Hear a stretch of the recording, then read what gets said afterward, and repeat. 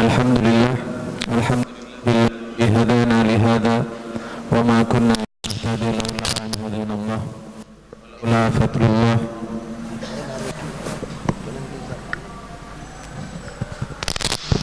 walaula fadlullah wa rahmatuhu ma zaka minkum min ahadin abadan walakin Allah zakki man yasha wallahu samiun alim. Asyhadu an la ilaha illallah wa asyhadu anna Muhammadan abduhu wa rasuluhu la nabiyya ba'dah. Allahumma shalli wa sallim ala sayyidina Muhammad wa ala alihi wa ashabihi wa man tabi'ahum bi ihsan ila yaumiddin, amma ba'du. Yang saya hormati para ustadz, para alim, para sesepuh, seluruh jamaah Yasin dan Sholawat Masjid Ar-Raudhah yang dirahmati Allah SWT. Alhamdulillah kita bersyukur kepada Allah pada malam hari ini, malam Sayyidul Ayam ini, Allah karuniakan kepada kita cahaya hidayah sehingga bisa bermajelis yang mudah-mudahan di majelis yang diberkahi oleh Allah Subhanahu wa taala ini. Bapak-bapak yang dirahmati Allah, sekarang lagi musim haji. Kloter-kloter jamaah haji sudah mulai berangkat. Ya, sudah mau masuk ke putaran kedua. Yang putaran pertama orang datang berangkat itu ke Madinah terlebih dahulu. Di Madinah tidak ada tempat yang dituju oleh jamaah haji atau jamaah umroh melebihi satu tempat ini. Ya. Boleh tidak keliling ke Uhud, boleh tidak kemana-mana, tapi satu ini tidak boleh menurut kita semua, tidak boleh sampai terlewat, yaitu Raudhah. Ya. Ini masjid namanya Masjid Raudhah juga, karena mungkin terinspirasi dari sana. Ya. Kebetulan karpetnya kebalik, ya, harusnya hijau, ya. Raudhah, orang berebut di sana, kita tahu Pak ya, yang pernah umroh, pernah haji, berebut di sana. Ya, luasnya kurang lebih 4 kali ini, ya, 4 kali ruangan kita ini. Dan kalau musim haji begini, ya, itu diperebutkan sekian ribu bahkan puluhan ribu orang untuk bisa ke sana. Ya, musim umroh saja tidak bisa masuk tenang, tidak bisa. Ya. Sekarang dibuat antrian, digilir 10 menit keluar masuk, 10 menit keluar masuk. Orang yang masuk ke Raudhah kita tahu ya, itu sampai antri kurang lebih setengah jam, ya, baru bisa masuk. Kalau sudah kadung masuk tidak bisa enak-enak seperti ini, ya. Kalau mau sholat khusyuk tidak bisa di Raudhah. Kalau mendapatkan berkah Raudhah silakan, tapi jangan berpikir sholatnya bisa sekhusyuk ketika di lokasi yang lain, karena mepet. Ruku tidak bisa ruku nyium pantatnya orang. Sujud, ini sujud yang paling lucu di Raudhah itu. Sujud adalah tempat sujudnya itu adalah tempat dia berdirinya. Sehingga kalau dia sujud Pak, dia mundur dulu lalu kemudian mencium tempat kakinya dia menginjak, karena tidak bisa sujud di depannya. Tapi mereka semua berebut. Kenapa? Mereka semua berebut di sana karena mereka sangat yakin terhadap apa yang disabdakan Rasulullah SAW, mimbaini baiti wa mimbari raudhatum min riyadil jannah. Di antara mimbarku dan rumahku adalah taman di antara taman surga. Hadisnya cuma satu itu tok setahu saya, ya. Hadisnya cuma satu itu tok setahu saya. Tidak ada hadis-hadis yang lain. Periwayat yang lain ada, tapi hadisnya itu hanya satu itu tadi. Rumahku dan mimbarku adalah taman surga. Maka kemudian orang hanya karena yakin, ya, beriman dan cintanya terhadap segala apa yang berbau Rasulullah SAW, orang-orang itu mau ke sana berebut Pak. Karena mereka menganggap ngaji seperti ngaji di dalam sorga, sholatnya seperti sholat di dalam sorga. Kemudian mereka menganggap zikirnya seperti zikir di dalam sorga, itikafnya seperti itikaf di dalam sorga. Mereka yakin ke sana. Yang seandainya kalau ada orang ke Madinah terus travelnya tidak nganter ke Raudhah, pasti diamuk itu travelnya Pak. Pasti diamuk. Karena yakin dengan taman sorga. Dan subhanallah, saya ingin tanya, bapak-bapak yang hadir di sini sudah pernah ke Raudhah semua? Yang di Madinah? Sudah Pak? Mudah-mudahan asbab salawat kita Allah menyampaikan kita ke sana ya. Amin. Ya. Dan subhanallah, maha adilnya Allah SWT Pak. Allah tahu bahwa tidak semua orang bisa datang ke Raudhah yang ada di Madinah. Ya. Maka kemudian lewat sabda nabinya Rasulullah SAW menyampaikan hadis lain yang baunya juga, yang isinya tentang taman taman surga. Idza marartum biriyadil jannah fartau. Jika kamu ketemu dengan taman surga, sama-sama. Jika kamu ketemu dengan raudhah, berkumpullah di sana. Para sahabat tidak berpikir yang dimaksud raudhah Nabi ini bukan raudhah yang disebut dalam hadis sebelumnya. Sehingga mereka kemudian bertanya lagi, "Madza riyadul jannah ya Rasul?" Apa itu taman surga? Padahal sudah tahu, ya. Yang dimaksud taman surga bukan taman surga yang sana, para sahabat. Ini Nabi kayaknya bukan yang itu. Sepertinya bukan yang dimaksud yang di Madinah itu. Maka benar yang dimaksud taman surga yang nomor 2 ini, taman surga yang nomor 2 ini bukan yang di Madinah, tapi yang ada di Masjid Ar-Raudhah sekarang. Madza riyadul jannah ya Rasul? Apa taman surga itu? Hilakut dzikr, halakoh zikir, halakoh ilmu, lebih dari 2 orang berkumpul berzikir kepada Allah, saat itulah menjadi taman surga. Dan kalau seandainya bukan karena kota Nabi, bukan karena seandainya kemuliaan kota Madinah, kemuliaan jasad Rasulullah yang ada di sisi raudhah yang ada di Madinah, hadis yang menjelaskan keutamaan raudhah yang ada di taman surga yang ilmu itu, majelis zikir seperti ini jauh lebih banyak daripada hadis yang di raudhah yang di sana. Tapi karena kemuliaan Rasulullah dan kemuliaan kota Madinah sajalah mungkin kita masih kalah, ya. Tapi hadis yang menjelaskan tentang taman surga itu banyak, Pak. Taman surga yang kita duduk sekarang. Maka Pak, ya, saya ingin menghadirkan rasa syukur saya sama jenengan semua. Ini ada orang Madura juga, Pak? Hah? Oh, 90% ya. Abtina sarang panjenengan, kita bersyukur kepada Allah SWT, ya. Tentang bagaimana mungkin kita tidak disampaikan ke taman surga di sana, tapi Allah sampaikan kita ke taman surga yang di sini.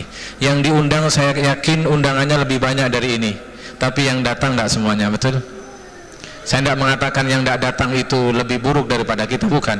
Tapi hari ini kalau kita dibuat Allah datang ke tempat ini, ya, ceritanya adalah diundang, padahal ceritanya tidak begitu.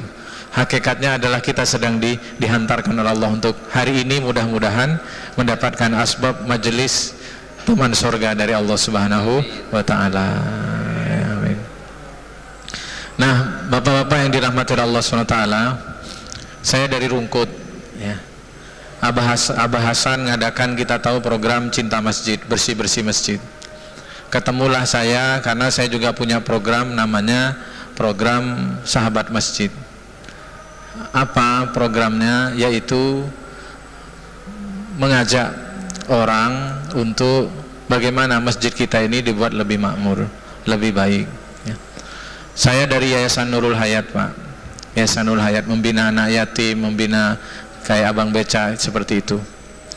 Bertahun-tahun kita melakukan program, kok kayaknya kalau hanya dengan membantu kayak begitu tidak selesai masalah umat.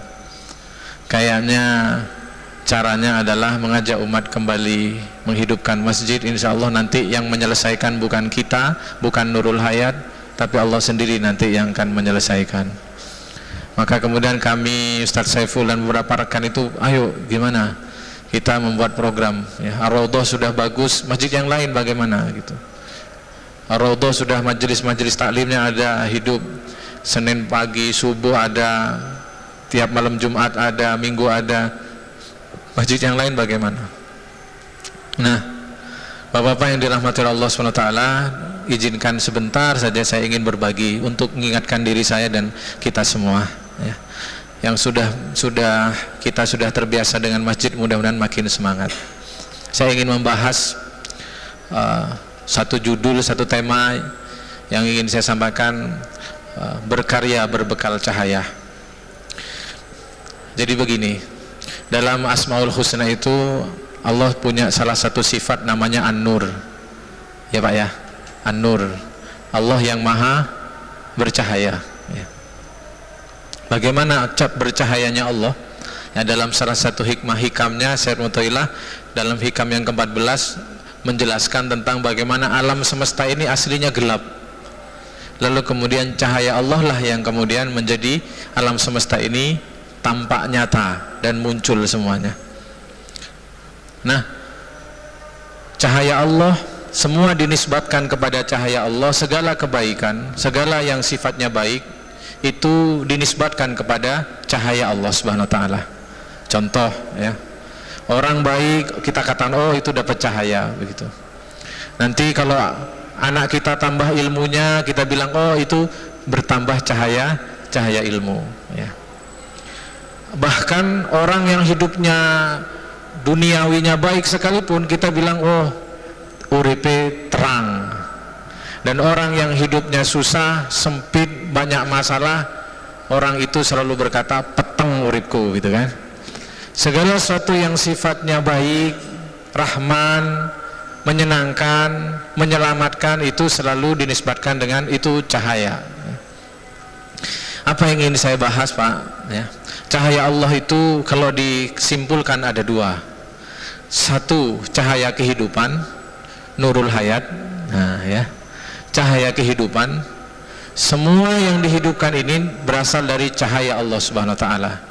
Kalau cahaya itu Allah matikan ya, itu habis alam semesta ini, lep hilang. Kayak syutingan itu Pak, kayak proyektor menyalakan ke dinding ya, terus kemudian muncul film ya. Cara mematikan yang ada di tembok itu bukan dicat ya, bukan dihapus. Cara mematikannya bagaimana Pak?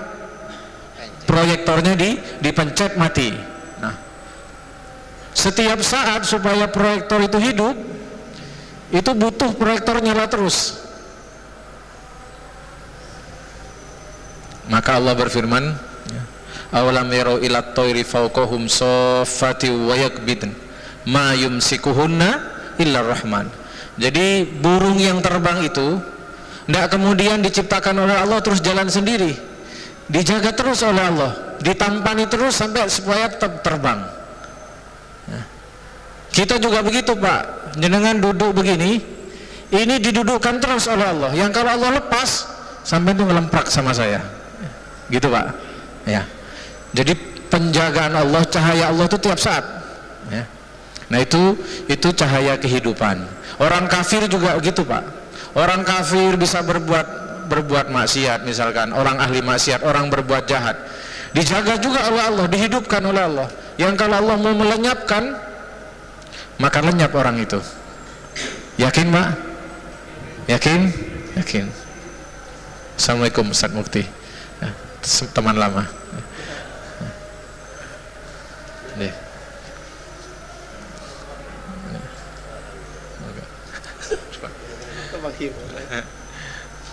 Baik, deh. Saya lanjut deh. Nah, butuh cahaya.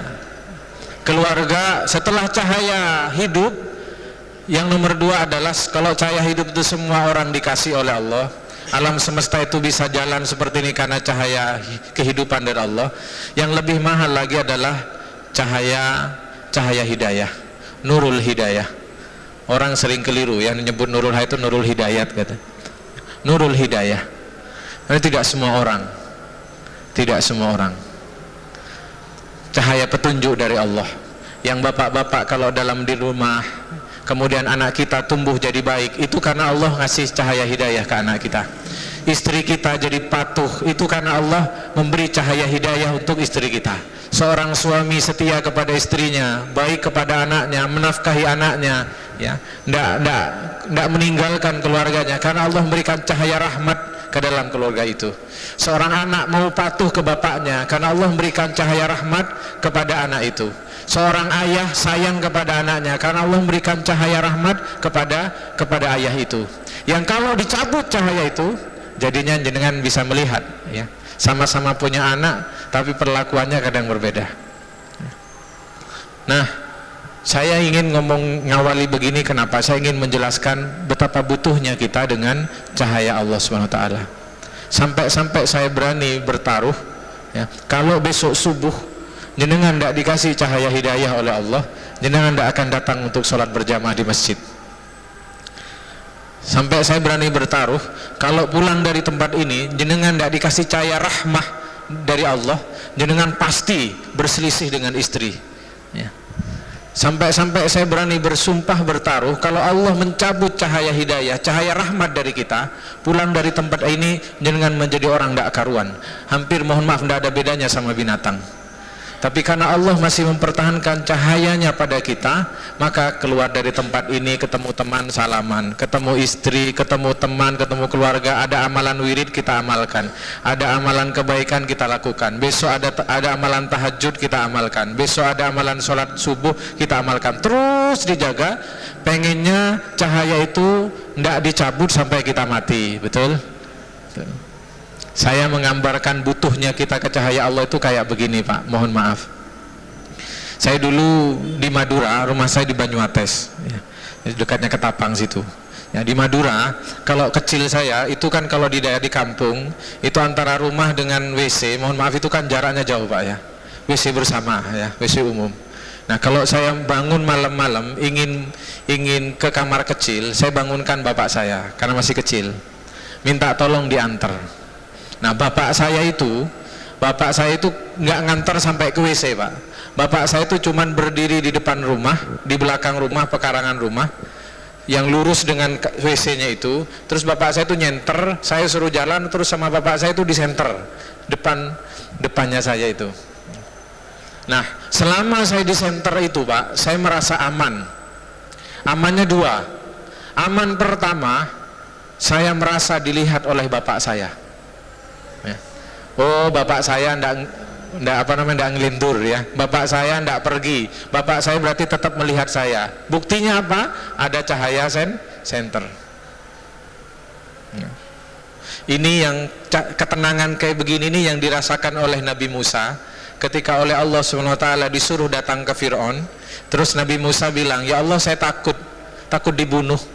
Ya Allah, gimana saya pernah membunuh anak buahnya Fir'aun, pasti saya ini disiksa. Apa firman Allah SWT? Ini yang harus dikoreksi Pak ya. Allah itu tidak ngasih tongkat ke Nabi Musa itu untuk jadi ular. Ular itu bukan buat senjata Pak. Bukan kayak film-film di TV sihir-sihir terus tongkat jadi ular terus makan orang gitu, enggak. Tongkatnya itu hanya untuk melawan penyihir. Allah ngasih cahaya dari ketiaknya Nabi Musa, dari kantongnya Nabi Musa itu bukan untuk seperti film-film terus keluar cahaya terus bisa menghancurkan orang, enggak. Cahaya itu hanya ditunjukkan saja buat bukti saja. Apa yang membuat Nabi Musa berani? Hanya karena perasaan dilihat. Idhaba ila fir'auna ini asma'u wa aro. Pergilah ke Fir'aun sana, aku melihat kok, aku tahu kok, aku dengar kok. Kalau kamu menang aku lihat, kamu kalah aku lihat, kamu dipukul Fir'aun aku lihat, kamu disiksa Fir'aun aku lihat kok, kamu dibunuh Fir'aun sekalipun dicincang-cincang aku lihat kok. Allah tidak menjamin keselamatan Pak, hanya Allah hanya bilang aku lihat kok Musa, berangkat sana. Nah orang yang dikasih cahaya yakin oleh Allah, senangnya itu bukan kemudian senang bebas dari masalah Pak. Senangnya itu karena aku loro, Allah lihat kok. Aku gak iso bayar utang, Allah lihat kok. Aku rumah tanggaku kacau, Allah lihat kok. Hanya senangnya hanya itu saja Pak. Kalau orang yakin ke Allah. Nah, kembali ke kisah saya tadi, itu di center itu saya tenang, bapak saya berarti melihat saya. Tenang yang pertama itu. Tenang yang nomor dua, ya, karena saya kemudian bisa melihat depan saya jelas terang mana jurang, ya, mana jalan, mana di situ ada becek-becek, mana jalannya itu bersih aman, sehingga saya tuh tenang yakin menjalani tujuan saya ke sana. Kalau bapak saya biasa namanya senter Pak ya, kadang mati lep gitu Pak, ya. Mati sedikit saja saya langsung gemeter Pak. Satu, takut bapak saya meninggalkan saya. Yang nomor dua, saya tidak bisa jalan. Petang ini bagaimana jalannya? Nah orang hidup Pak, butuhnya ke Allah itu kayak begitu Pak. Butuh di senter terus. Yang kalau senter itu mati sejenak, jadinya apa? Iki pengalaman semua, maksiat. Tadi malam baru saja sholat isya berjamaah. Nanti jam 12 malam, ya maksiat Pak. Kalau senter itu hilang dari hidup kita. Butuh terus. Masih mati sedikit senter itu ya, karena kelakuan kita ya, Allah cabut cahaya senter itu, cahaya hidayah itu, habis kita Pak. gampang mata ini maksiat, gampang mulut ini maksiat, dan sebagainya. Maka kita butuh terus. Butuhnya ke Allah itu seperti di senter terus, yang kalau dilepas sedikit kita jadi hewan. Nah, di mana cahaya itu? Nah, ini. Ya, mohon maaf, saya mohon izin, di sini sudah ada kajian tafsir ya. Ya, tapi saya mau mengambil tafsir juga. Kita membahas surah An-Nur, surat cahaya ayat 35, 36, 37 ya. Tentang cahaya. Jadi sampai di sini sepakat Pak ya, kita butuh cahaya Allah Pak J. Cahaya apa saja? Cahaya hidayah, cahaya supaya anak kita ini berkah, hidup kita berkah, keluarga kita berkah. Kalau punya hutang, Allah tenangkan, Allah beli jalan keluar. Kalau punya sakit, Allah sembuhkan. Kalau tidak disembuhkan, kita mudah sekali dibuat sabar oleh Allah. Pengennya begitu Pak ya? Nah, bagaimana dapat cahaya begitu? Salah satunya Allah jelaskan dalam surah An-Nur ayat 35. Surah cahaya. Allahu nurus samawati wal ard. Allah cahaya langit dan bumi. Ya. Menggambarkan cahaya kehidupan, Allah hidupkan semua. Kemudian lanjutan ayatnya kata Imam Ibnu Katsir, matalu nurihi kamiskatin fi baha misbah. Lalu Allah kemudian mulai membahas cahaya yang spesial. Kalau yang pertama adalah cahaya hidup, Allah mulai bergeser kepada cahaya, Allah SWT mulai bergeser kepada cahaya yang lebih spesial lagi, yaitu cahaya hidayah yang masuk dalam hatinya orang-orang beriman. Permisalan cahaya yang ada di hati orang-orang beriman kayak jenengan begini Pak, kata Allah, kamiskatin, seperti miskat, seperti sekat, seperti dinding-dinding ya, seperti tempat ruangan ini, fiha misbah, di dalamnya ada lentera. Imam Ibnu Katsir menjelaskan ya, kenapa Allah menggambarkan ruangan ada lenteranya, atau menggambarkan lentera di dalam ruangan. Beliau kemudian membandingkan dalam tafsirnya, karena coba Anda lihat lebih terang mana lentera ditaruh dalam ruangan tertutup sama lentera ditaruh di lapangan. Lebih terang mana Pak? Di dalam ruangan. Al-misbahu fi sujajah. Tidak cukup itu kata Ibnu Katsir. Tidak cukup Allah ngasih lentera dikasih kotak, menggambarkan spesialnya cahaya hidayah di dalam hati orang-orang beriman ini. Tidak cukup itu, lenteranya juga Allah jaga dengan cara dikasih kaca. Az-zujajatu ka'annaha kaukabun ya. Yang kacanya itu mengkilat-kilat seperti bintang gemintang. Durriyu yuqadu min sajaratin mubarakatin zaitunatin la syarqiyati wala gharbiyah ya. Berkilat-kilat kacanya.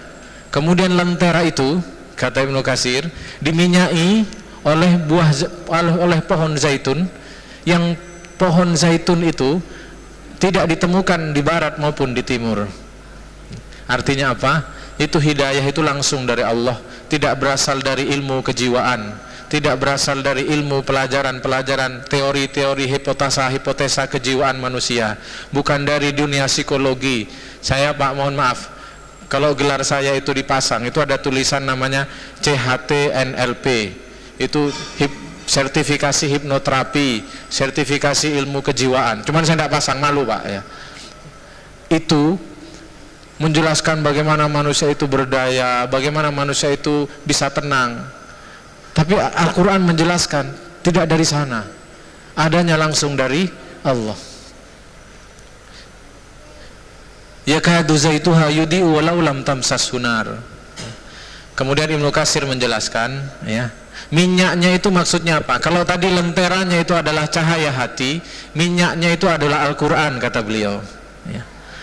Nah, Al-Quran itu ya, sudah bercahaya ya, walau lam tamsas hunar, meskipun ya, belum dibaca oleh orang. Ini Al-Quran yang mushaf yang terpasang di tempat kita ini belum dibaca, itu sudah bercahaya, karena itu adalah firman Allah, bukan kalam biasa. Sudah bercahaya. Hatinya orang beriman bercahaya. Terus ada minyaknya itu adalah Al-Quran. Al-Qurannya sendiri belum dibaca, bercahaya. Lalu bagaimana jadinya kata beliau? Kalau hatinya sudah bercahaya, terus dia pegang Al-Quran, lalu dia baca Al-Quran, atau dia baca ayat-ayat Al-Quran dalam sholatnya, atau baca Al-Fatihah minimal, atau baca apapun di dalam Al-Quran, apa yang terjadi? Yang terjadi adalah nurun ala nur, cahaya di atas cahaya, numpuk-numpuk. Hatinya sudah bercahaya, ditambahi Quran yang bercahaya, numpuk, double-double gitu Pak. Cahaya di atas cahaya. Allah memberikan perumpamaan ini supaya kita berfikir. Nah Pak, Ibu, ada Ibu ya, Bapak-bapak yang dirahmati Allah SWT, coba bayangkan kalau ayat ini Allah sedang menggambarkan diri kita, betapa bahagianya kita, betul?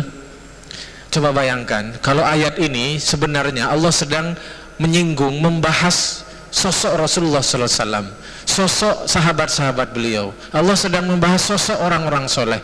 Di antara orang-orang soleh itu adalah mudah-mudahan jenengan sama saya. Allah menggambarkan orang itu bercahaya hatinya, lalu kemudian dia baca Quran dalam sholatnya, baca Al-Fatihah, baca surat pendek. Tidak cukup dari situ, di luar sholatnya dia baca Quran.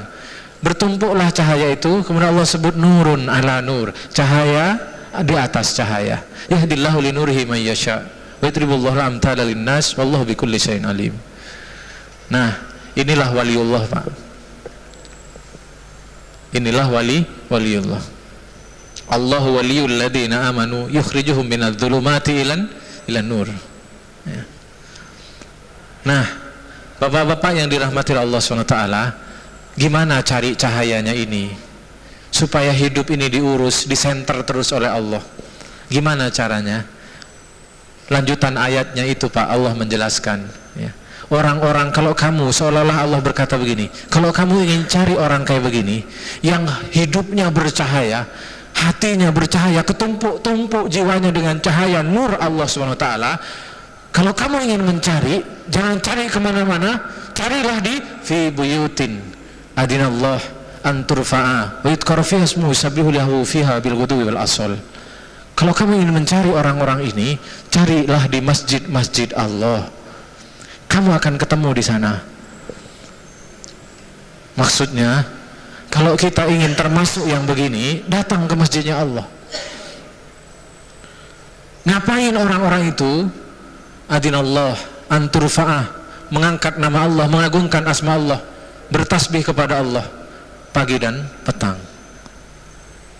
Jadi kalau dibawa ke kisahnya adalah besok subuh yang di masjid itu orang-orang yang Allah sebut di dalam Al-Quran hatinya bercahaya, hidupnya bercahaya, nurun ala nur. Ada di sana. Makanya subhanallah Pak, doa masuk masjid yang kita tahu apa Pak? Allahumma shalli ala sayyidina Muhammad, Allahumma aftahli abwaaba rahmatik. Tapi sebelum itu ya, Imam Nawawi dalam Al-Azkar menyampaikan hadis bahwa sebelum itu Nabi juga ketika perjalanan dari rumah ke masjid, beliau membaca satu doa lagi. Ya Pak ya. Allahumma ja'al fi qalbi nuron wa fi sam'i nuron wa basari nuron wa lisani nuron wa amami nuron wa khalfi nuron wa ayyami nuron wa ansimali nuron wa fawqi nuron wa tahti nuron. Ya Allah, jadikan hatiku cahaya, telingaku cahaya, mataku cahaya, lisanku cahaya, depanku cahaya, belakangku cahaya, kananku cahaya, kiriku cahaya, atasku cahaya, bawahku cahaya, dan jadikan aku cahaya. Setiap mau berangkat ke masjid, Nabi selalu membaca doa ini. Pertanyaan saya ya, doa itu Pak biasanya dibaca sesuai dengan karakter apa yang terjadi ya. Contoh Bapak kalau mau masuk WC, doanya doa apa? Bismillahirrahmanirrahim. Bukan ya, itu doa nanti malam itu ya. Doa apa Pak? Allahumma inni a'udzubika minal khubusi wal khaba'is. Artinya, ya Allah, aku berlindung kepada Engkau dari godaan jin laki-laki dan jin perempuan. Kenapa Rasul mengajarkan doa itu? Karena di dalam WC ada jin ya. Ada banyak jin, tempat yang disukai jin di WC, di jamban. Maka Rasul mengajarkan, kalau mau masuk WC, kamu akan ketemu dengan tempatnya, persembunyiannya, nginep-nginepnya jin di situ. Bacalah doa berlindung dari jin. Ya, doa itu sesuai dengan apa yang akan terjadi, Pak. Nah, karena di masjid itu ada apa di masjid? Lihat doa Nabi. Ya Allah, beri saya cahaya. Karena kan saya cahaya. Kenapa? Nabi tahu Dengan basyirah beliau, Nabi tahu bahwa masjid itu adalah tempat bercahaya. Kalau istilah anak sekarang, tempat download cahaya itu di masjid. Yang kalau malaikat-malaikat menggunakan pandangannya, ini alam ini peteng kecuali masjid ini, Pak. Maka subhanallah, maka Nabi mengajarkan minta cahaya, karena memang ini menjadi penguatan tentang bahwa masjid tempatnya bercahaya, meluap-luap, Pak. Maka subhanallah, ya, orang awam sekalipun ketika keluar dari masjid mereka bercerita, aku kok mari toko masjid adem yo, tenang yo. Kenapa, Pak? Jangankan Ar-Raudhah yang sudah bagus kayak begini ada kipasnya, masjid panas sekalipun, ya, masjid yang tidak teratur sekalipun, dengan itikaf saja di sana, itu tenang hati, Pak. Sebaliknya, Pak, sekarang saya ingin tanya, ya, ademan mana Ar-Raudhah sama mall dekat sini mana, Pak? TP ya, Pak? Giant, ademan mana, Pak? Ya, Pak? Ademan mana, Pak? Ademan mana? Kalau dari AC-nya, AC itu adem sana, cahayanya lebih, wattnya lebih banyak sana. Tapi soal ke hati lebih adem sini, Pak. Betul? Karena di situ cahaya Allah. Maka subhanallah, ya, nanti akan ada cerita suami mau berangkat, ya, karena akhir bulan biasa, ini biasa ada sebuah keluarga akhir bulan biasa uang belanja berkurang, tukaran sama istrinya, ya, berselisih dengan istrinya, ya, sampai ditawakan mbak bujuni, nang Dimas, ya, kade budal isa, Pak, nang Dimas sama Mas, wis kelambian ngene iki karo mosok ngene di koronang pasar, mosok bengi-bengi nang pasar, tukaran, Pak, berangkat ke masjid, Pak, sholat, Pak, ya, ndak ada yang nasihati, Ustadz ndak bahas tentang keluarga sakinah, cuman sholat ngadep ke Allah, sama-sama wirid, sama-sama sholawatan. Lihat, Pak, pulangnya, Pak, itu cara melihat tadi masalah itu berkurang, Pak. Pernah mengalami? Kenapa? Karena yang bekerja adalah cahayanya Allah tadi, Pak. Maka kalau masalah sumpah, ya, anak ndak bisa diatur, bukan butuh piknik, bukan butuh apa, Pak, butuh digandeng ke masjid, butuh digandeng ke masjid, dan biarkan Allah yang ngasih cahaya. Maka ada orang datang ke saya, Pak, Ustadz, saya minta wiritan, ya, minta tolong saya kasih wirid supaya hidup lapang. Saya bilang, sampean mau saya kasih wiritan, wiritannya adalah sampean 40 hari jangan lepas sholat berjamaah, saya bilang. Itu satu, ya. Cahaya dalam hidup, Pak, di masjid tempatnya, tidak di tempat lain. Fi buyutin adinallahu an turfa yudhkara fiha ismuhu yusabbihu lahu fiha bil ghudwi wal asal. Nanti ada orang yang ngeles, Pak, loh iya, Pak, nang masjid gula sing nganggur kok bahasan ngono iku lah, enak nang masjid to awak dhewe iki kerja, Pak, awak dhewe iki soro, Pak, awak dhewe iki yang golek nafkah.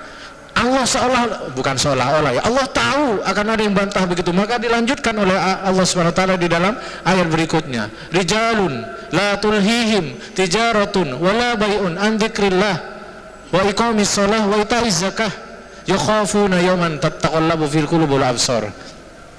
Allah katakan, ini bukan orang pengangguran yang ke masjid ini bukan orang pensiunan, ini bukan orang tidak punya kerjaan, ini bukan orang yang sudah malas nafkahi keluarga, bukan. Kata Allah, laki-laki, ya. Guru saya mengatakan kalau bahas biasa Al-Quran itu pakai kata alladzina, khusus ini Allah pakai menggunakan kata ar-rijalun. Nah, rijal itu diidentikan bukan hanya soal laki-laki maknanya, tapi bukan hanya fisik laki-lakinya, tapi Allah juga menggugah karakter kelaki-lakiannya. Kalau bahasa Jawanya, terjemahnya gitu, lanang gitu, laki gitu loh, laki ke masjid begitu, Pak, maksudnya, Pak, ya. Bukan alladzina la rijalul alladzina la tulhihim tijarun, bukan. Ya, biasanya Allah pakai alladzina, ini laki khusus. Jadi Allah nyindir bukan hanya soal fisik lakinya, tapi kon lanang apa gak sih gitu maksudnya, ya. Makanya kalau ada laki-laki, ya, sholat jamaah di masjid, itu laki-laki soleh. Laki-laki tidak sholat, itu laki-laki tidak soleh. Laki-laki sudah sholat tapi tidak di masjid, itu namanya laki-laki solehah. Nah, ya. Laki-laki solehah, Pak, ya. Karena kata Nabi kan laki-laki sholatnya di masjid, perempuan di rumah. Kalau ada laki-laki sholat di rumah berarti laki-laki solehah, ya.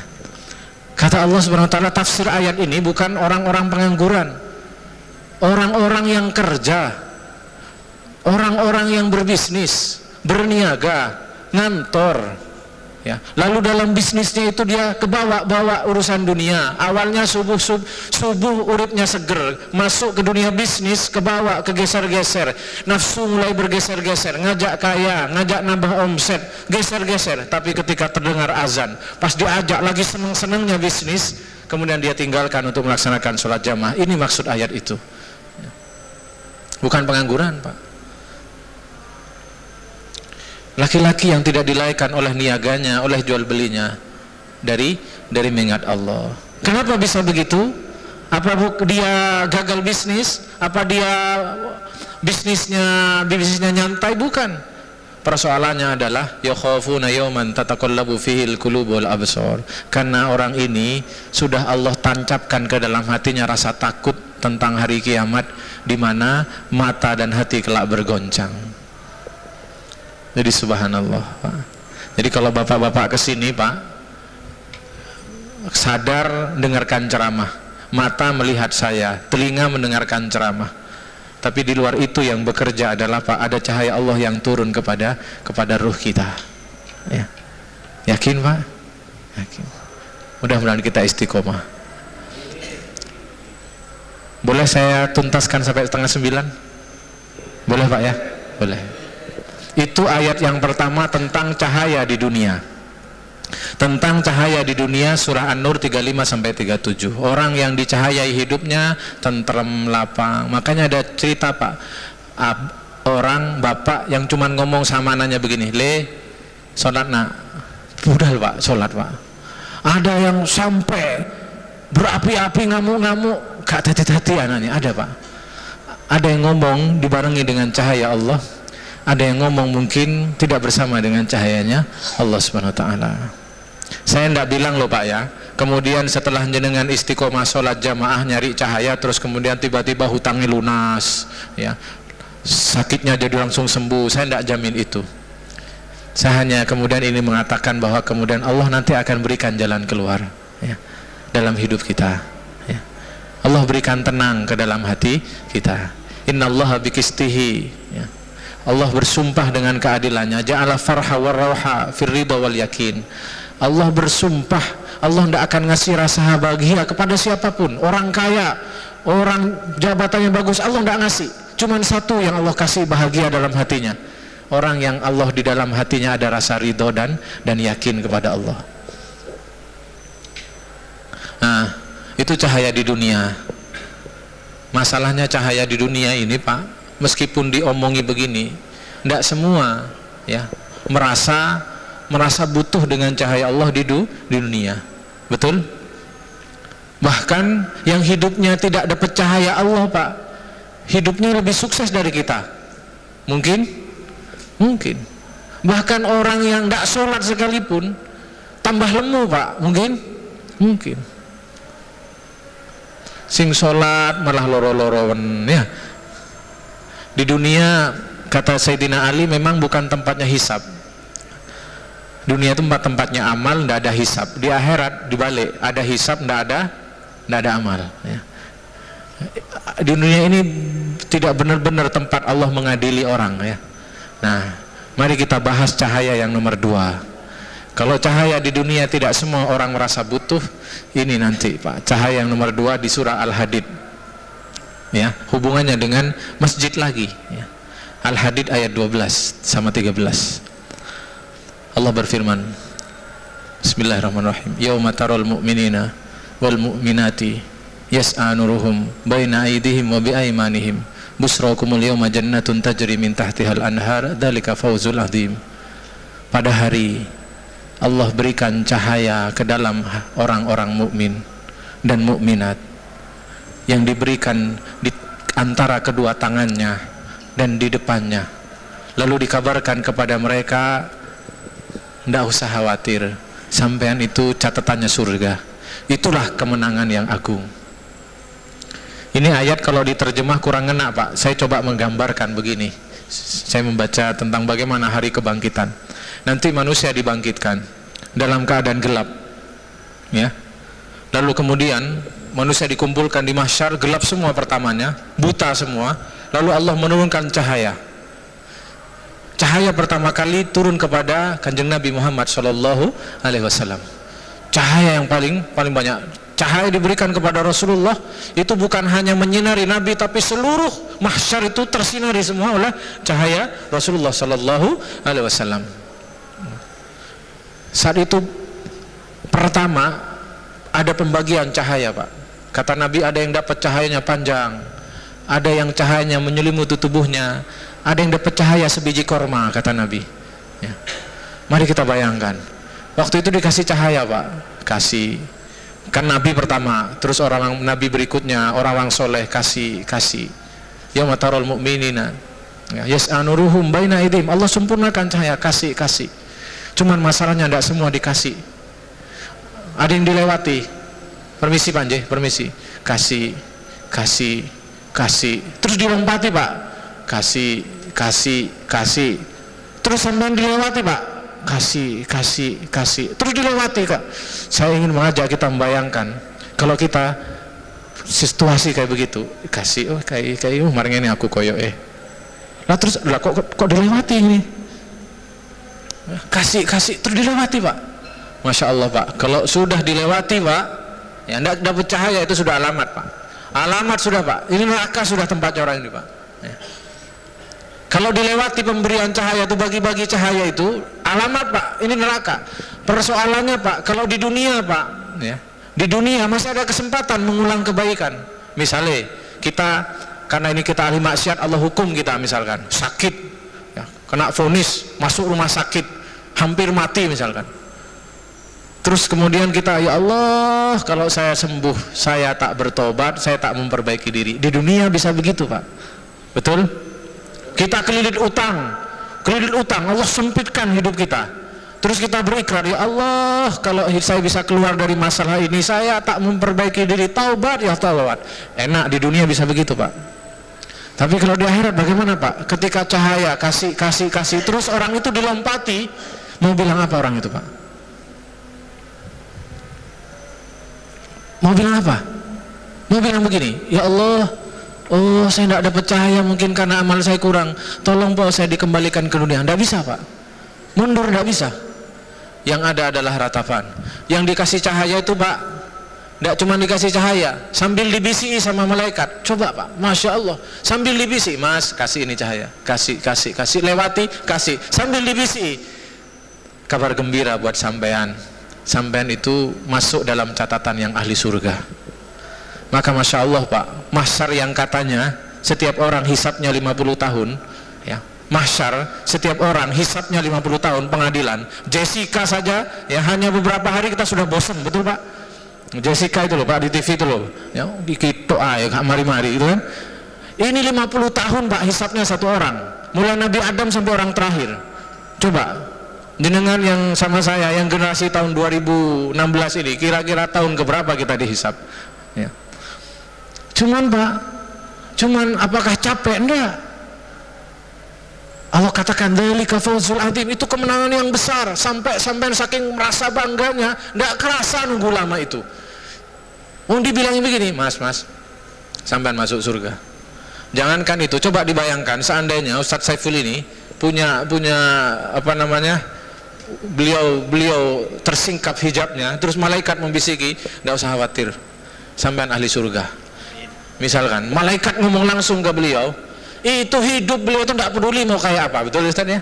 Mau dicela dua orang, mau dicaci orang, tidak peduli, Pak. Sakit tidak peduli. Kalau kita sudah langsung dengar ahli surga, masalahnya gak tahu kita, Pak, ya. Jadi bingung kita ini. Seandainya malaikat benar-benar membisiki kita ini tidak peduli mau soro mau apa. Cuman karena tidak yakin, malaikat belum bisi, jadi cek golek surga dunia. Nah, jangan sampai kita yang dilompati itu. Setelah mahsyar, ya, Ibnu Katsir menafsirkan ayat ini, setelah mahsyar orang telaga Kausar, ya, yang dikasih minum oleh Rasulullah, maka dia tidak haus selamanya. Setelah Kausar kemana, Pak? Sirat, ya. Nah, sirat ini, Pak, cahaya tadi yang dikasih waktu mahsyar Itu tergantung cahayanya, kata Nabi. Kalau cahayanya besar, maka melewati sirot itu, yang kata Rasulullah dalam sebuah hadisnya, seperti rambut dibelah 7, setajam pedang yang 1000 tahun menaiki, yang kemudian membuat wajah-wajah manusia itu menjadi merah, kemudian 1000 tahun mendatar, jadi gini, terus gini, 1000 tahun perjalanan mendatar, yang membuat wajah-wajah manusia itu jadi putih, pucat, 1000 tahun menurun, yang membuat wajah-wajah manusia itu menjadi hitam, kata Nabi. Ya. Coba ya, jembatan Mer saja lebar kayak begitu, ya, karena takut ada yang jatuh diperbaiki, Pak. Ya, ini rambut, Pak, tipis, Pak. Kenapa digambarkan seperti ini? Ingin dijelaskan bahwa tidak ada yang masuk akal semua. Ya. Manusia itu di dunia maksiat ke Allah itu karena semua dihitung dengan akal. Dunia dihitung dengan akal, kaya dihitung dengan akal, sukses dihitung dengan akal. Besok di akhirat tidak ada yang masuk akal. Semua berpikir ini kuasanya Allah. Maka jembatan dibuat seperti itu. Maka kata Nabi, nanti ada yang melewati sirot itu seperti kilat. Saking seperti kilatnya, nyampe di seberang, orangnya itu tanya, Pak, malaikat, mana sirotnya? Kata malaikat, loh sampean wis lewat, Mas, gitu. Saking cepatnya. Ada yang jalan kaki, ada yang merangkak. Bapak mintanya yang mana, Pak? Yang merangkak, jalan kaki, atau cepat kilat, Pak? Ya? Cepat kilat, merangkak atau jalan kaki, Pak? Ada yang tidak pede, tidak apa-apa, Pak, yang penting nyampe, gitu kan. Ini tidak seberapa pede. Tapi saya ingin kasih tahu, jangan terlalu pede juga, Pak, ya.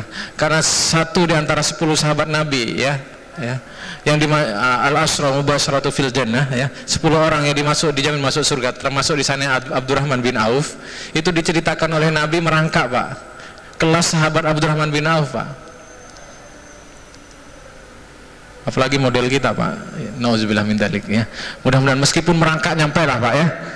Yang penting nyampe kan gitu tuh, Pak, ya. Yang penting nyampe lah, ya. Nyampe dulu. Nah, bagaimana keadaan orang yang tadi peteng itu, Pak? Gimana cara melewati sirot? Maka berjatuhan. Saat melihat temannya berjatuhan, ini kan anggap ini ya, bayangan saya, Pak, ya, saya boleh membayangkan, ini sirot, ini lewat orang muslim, set lewat, orang mukmin jamaah ar-raudhah, ya, jamaah sholat ar-raudhah, set lewat, jamaah sholat isya lewat, sholat subuh lewat. Ini orang munafik, Pak, temannya lewat, jatuh, Pak, lulu. Maka kemudian Allah menggambarkan, ya, bagaimana omongan orang munafik ini yang sudah, aduh ini neraka gini, petang ini, ya. Yauma yaqulul munafiquna wal munafiqatu lil ladzina amanu. Pada hari ketika orang-orang munafik itu lihat orang muslim lewat, aman, lolos. Berkata orang-orang munafik ini, ya, undurna, dalam bacaan yang lain, andirna, tunggu saya, lihat saya. Naktabis min nurikum, tolong po, lihat saya sedikit, mbok yo lihat saya, pandang saya dikasih po sedikit saja cahaya dari sampean buat saya lewat ini. Saya tidak bisa lewat kalau tidak dapat cahaya seperti sampean ini. Kasih, undurna naktabis min nurikum, kasih aku di sedikit saja cahayanya. Maka apa kata orang-orang mukmin, Pak? Qila rji'u wara'akum faltamisu nura. Pergi sana, cari sendiri cahayamu, cari sendiri. Faduriba bainahum bisuril lahu bab. Lalu kemudian Allah berikan sekat di antara orang munafik dan orang beriman itu.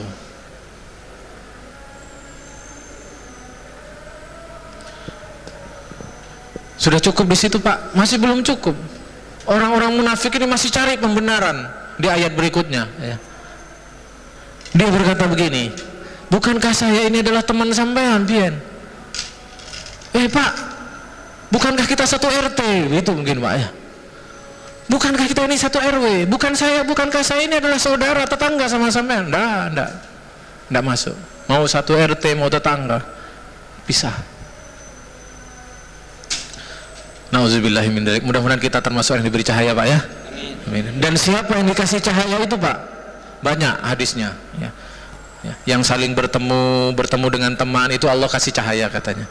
Dan salah satu hadis tentang siapa yang nanti di hari kiamat itu dikasih cahaya oleh Allah, ya, menjadi penjelas bahwa dia nanti ini ahli surga, yang menjadi kendaraan dia nanti melewati sirat. Salah satu hadisnya kemudian Rasul bersabda, basiril masaid dullam ilal masajid binuri tam yaumal qiyamah. Berikan kabar gembira kepada orang-orang yang berjalan kaki di malam-malam menuju masjid dengan cahaya yang sempurna nanti di hari kiamat. Para ulama hadis menjelaskan yang dimaksud para pejalan kaki malam ke masjidnya adalah orang yang melaksanakan sholat isya dan subuh berjamaah di masjid. Kata Nabi, kasih kabar ke mereka yang sholat isya berjamaah dengan cahaya. Kasih kabar yang subuh-subuh setiap orang tidur dia datang ke masjid, kasih kabar, dapat cahaya nanti. Maka kalau bapak-bapak ya susah payah, hujan-hujan, dingin-dingin, ya pulang kerja capek, isaan terdengar azan. Kalau bapak-bapak petang-petang malam-malam datang ke tempat ini supaya nanti kita berjalan di sirat dalam keadaan berterang-terang. Kalau kita mau rela berjalan bermalam-malam, bergelap-gelap di dunia ini supaya di sirat kita berjalan dengan berterang-terang. Kalau kita malas berjalan bergelap-gelap di dunia ini, maka kita tidak ada jaminan di sirat berjalan dengan berterang-terang dengan cahaya Allah Subhanahu wa ta'ala. Tadi di surah Al-Hadid siapa Pak yang tidak dapat cahaya Pak? Halo? Siapa di surah Al-Hadid yang tidak dikasih cahaya Pak? Yauma yaqulul munafik. Orang munafik. Kok dilalah pas dengan hadis Nabi Pak? Ya. Atqalah sholah ilal munafik sholatus isya wal fajr. Paling beratnya sholat bagi orang-orang munafik adalah sholat berjamaah isya dan sholat berjamaah subuh. Hampir mirip dengan ayat tadi yang tidak ada cahaya itu Pak. Tapi mohon maaf, tolong ini hadis ini jangan dimaknai untuk nuting wong liya Pak ya. Oh itu munafik itu kadang masjid, bukan begitu Pak ya. Itu bukan hadis, itu bukan begitu, sama sekali keliru sampai tafsirnya. Itu karena ini Nabi menjelaskan keadaan di zamannya dulu, bukan menjelaskan keadaan sekarang Pak. Di zamannya dulu itu kan cuma ada tiga kelompok Pak, orang Yahudi, orang Islam asli murni, dan orang munafik. Orang Yahudi tidak mungkin ke masjid, betul? Yang cuma potensi tinggal orang munafik dan orang beriman. Kata Nabi, dia sholat duhur bisa, sholat asar bisa, tapi dikai sholat isya ketok, wong munafik gak ngaramoro, wangil, males. Itu Nabi menceritakan keadaan di tempatnya, bukan kemudian jenengan lewat nanti ada teman kita, tetangga kita yang tidak ke masjid terus munafik itu, bukan begitu Pak ya. Sampeyan sing munafik nanti malahan ya, karena tuduhan yang keliru itu kembali ke kita, bukan ya. Cuman dengan yang sudah terlanjur cinta ke masjid begini, kita harus merasa malu kalau Nabi menyinggung orang yang tidak ke masjid sholat isya-nya, tidak ke subuh sholat isya-nya, itu salah satunya adalah orang munafik, salah satunya. Maka kita ini harus malu kalau suatu saat subuh hendak ke masjid, itu kita berarti bersama, bukan kita munafik, bersama orang munafik, ngancani orang munafik. Apa enaknya ngancani orang munafik? Yang enak itu kan ngancani ulama, ngancani habaib, kayak begitu Pak ya. Maka bapak-bapak yang dirahmati Allah, saya melebihi waktu janji saya kira itu. Di masjid ini ada dua cahaya jaminan Allah, cahaya di dunia ya, dimana hati ini jembar, tenang, cahaya di akhirat lebih. Mudah-mudahan Allah memberikan kekuatan kepada kita, memberikan hidayah, memberikan keistiqomahan kepada kita semua. Kurang lebihnya mohon maaf. Wabillahi taufik. Kita doa Pak ya. Mari kita tundukkan hati kita ya, karena yang berikan cahaya itu adalah Allah, yang ngasih hidayah adalah Allah. Kita memohon cahaya kepada Allah. Bismillahirrahmanirrahim. Allahumma salli wa sallim ala sayyidina Muhammad walhamdulillahi rabbil alamin. Allahumma nawwir qulubana binuri hidayatik kama nawartal arda binuri syamsika abadan abadan. Allahumma aftah lana hikmataka wansur alaina rahmataka ya dzal jalali wal ikram.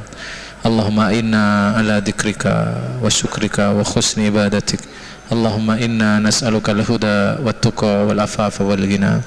Allahumma habbib ilaina al-iman وزينه في قلوبنا وكره إلينا الكفر والفسوق والعصيان واجعلنا من الراشدين اللهم اغفر للمسلمين والمسلمات والمؤمنين والمؤمنات الأحياء منهم والأموات ربنا آتنا في الدنيا حسنة وفي الآخرة حسنة وقنا عذاب النار وصلى الله على نبينا محمد وعلى آله وصحبه وسلم سبحان ربك رب العزة عما يصفون وسلام على المرسلين والحمد لله رب العالمين. الفاتحة.